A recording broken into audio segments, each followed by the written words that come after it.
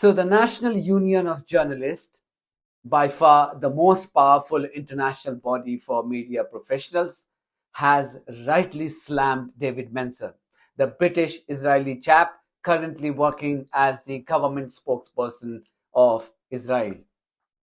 You can read the full statement here. It's pretty strong, but the most important bit of that statement was this, where the NUJ highlights the hypocrisy of the Israeli government. It says, the hypocrisy of condemning news reports coming from Gaza, including the latest figures of civilians killed, as speculation and baseless propaganda, whilst refusing to let the world's media in to report, was laid bare in this morning's interview with David Mencer, proclaiming that it is right to smear the BBC and making ridiculous accusations against his interviewer and other journalists was desperate stuff. Abusing and hectoring journalists is always a bad look, particularly so when it is an official response from a government that seeks to make much of its democratic credentials. So what's the story? The story is this.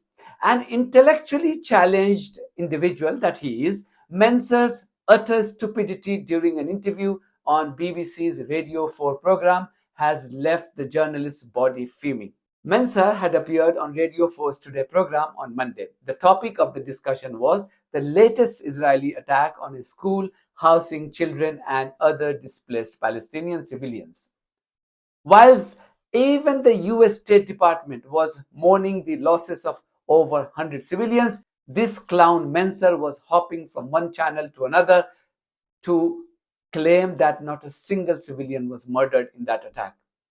Frustrated by Mishal's refusal to succumb to his bullying tactics, Mencer resorted to abusive attack by accusing her of being a pro-Palestinian journalist and that she should win the award for being the biggest supporter of Palestinians. This was a long interview, but I have compiled the important bits into this short segment so that you know what happened. You can hear the full interview on BBC Sounds from anywhere in the world. You don't have alternative figures, and the reason that we don't have independent ones is because you don't let international journalists into Gaza. So, Mishal, there is no shortage of news coming out of Gaza. For heaven's sake, it's the most reported conflict of modern times. Are there any international journalists in Gaza? We have taken in many international journalists, but this is a There've been a few embeds, yes, but there's no access, is there, for international journalists beyond those taken in on Israeli embeds? And we will do nothing whatsoever to jeopardize the safety of our hostages. Now, there is wider concern, clearly, about the way that this war is being waged. There's another call this morning from the UK, France and Germany. This is not the only field in which that concern is there. It is also in things like when the Israeli human rights organization B'Tselem said the other day that there are torture camps for Palestinians in the prison and in the military detention system in Israel. People can see the videos that Israeli soldiers have posted on social media where they're taking selfies and videos next to bound and blindfolded detainees, or they're filming blowing up Palestinian homes to commemorate the deaths of soldiers in a Hamas ambush. It's all these elements which are combining to paint a picture of the way that Israel is waging this war. So is this your impression of impartial news coverage, Mishal? Because I think you just warrant the pro-Palestinian Reporter of the Year award, and I congratulate you for that. According to me, where Mencer loses the plot when Mishal quotes Israeli human rights groups' damning assessment of the brutalities being committed by Israeli terrorists against unarmed Palestinians held in Israeli detention centers or concentration camps. I don't know if this guy is such a fool that he thinks people haven't seen those footages of these brutalities or other atrocities stated by Mishal in this interview. Mencer, who I think should be tried at The Hague along with other war criminals such as Benjamin Netanyahu and others, also said that the reason why the Israelis were not allowing independent journalists into Gaza was because this would endanger the safety of the hostages. I wish somebody had asked him how. I mean, these idiots get away by uttering any nonsense these days. What the presence of international and independent journalists into Gaza will do in reality is that this will not allow Israelis to carry out its genocide and rape and kill men, women, and babies with impunity. That is a real motive. That is what they're scared of. These thugs and petty criminals do not care about hostages.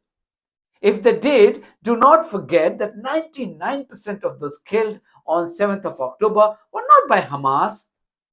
They were killed by Israeli fighter jets and lethal weapons as part of Israel's Hannibal directive policy. You don't save the hostages by pounding the places where they are being kept with 2,000-pound bombs and cutting off food, water, electricity, and fuel supply for months. 10 months to be precise, and counting. Also, what was Mishal asking? All she was saying that the Israeli government should allow independent international journalists to enter Gaza and report on things independently and objectively. This is precisely what Jane Secker of Sky News asked him. Almost nothing, no information leaves Gaza without it being cleared by It would Hamas. help if international journalists were allowed in there by Israel, then we would be able to give independent verification, but you don't allow us in, so we can't. Can I just put one final Jane, point to you? before- that's Whatever what we call a happened on Saturday. drive-by. That's what you call a drive-by. Allow me to respond to that when you make that accusation. This Yeah. has been one of the most reported conflicts ever. But not freely by the international media. The international media, Sky News, media are only do get allowed in it. accompanied by Israel on Media very, do very get limited in. trips. It is a very dangerous war zone. For the safety of these journalists, but we're keeping them out. But we will let them in. That's a because decision that is you've the just duty. acknowledged. You are keeping them out. No, the decision I'm taking, I'm telling you about, is that we're focusing on bringing our hostages home. That's what our emphasis is, because the story's getting out. I mean, you see them on your screens every single moment of every single day. So the story is getting out. So this idea that it isn't getting out is ridiculous. It's on our front screens all the time. But it's Our hard because if I priority- say a fact and then you say it's Hamas, we can't independently verify it because you won't let us in. So it becomes a circular argument, doesn't it? Mencer did not launch such an abusive attack on her. So Zionists are barbaric, liar, genocidal, and they are also racist and Islamophobes. I have known Mishal from my BBC days. There is a reason why she has been chosen to present the high-profile Radio 4's Today program. She's always been a top professional and commands respect from her peers and seniors alike. The problem here is that the Zionists simply cannot see any non-Zionist, that too a Muslim, at a top position in the world of media. Deal with it. That's the reality. Hence, these outbursts. I thought Mishal should have ended the interview straight away, the moment this fellow launched his verbal diarrhea. And the BBC should also have taken a strong stand and banned this guy from ever appearing on the corporation's outlets. This is a duty of care that every organization has towards the safety and well-being of their employees. You go to supermarket Asda, you will have this message written there that they will not tolerate any abusive behavior or violence towards their staff. Asda even promises to ban that customer forever. The NHS has a similar policy. Why can't the BBC do the same to protect its employees from these foul-mouthed thugs like Mencer?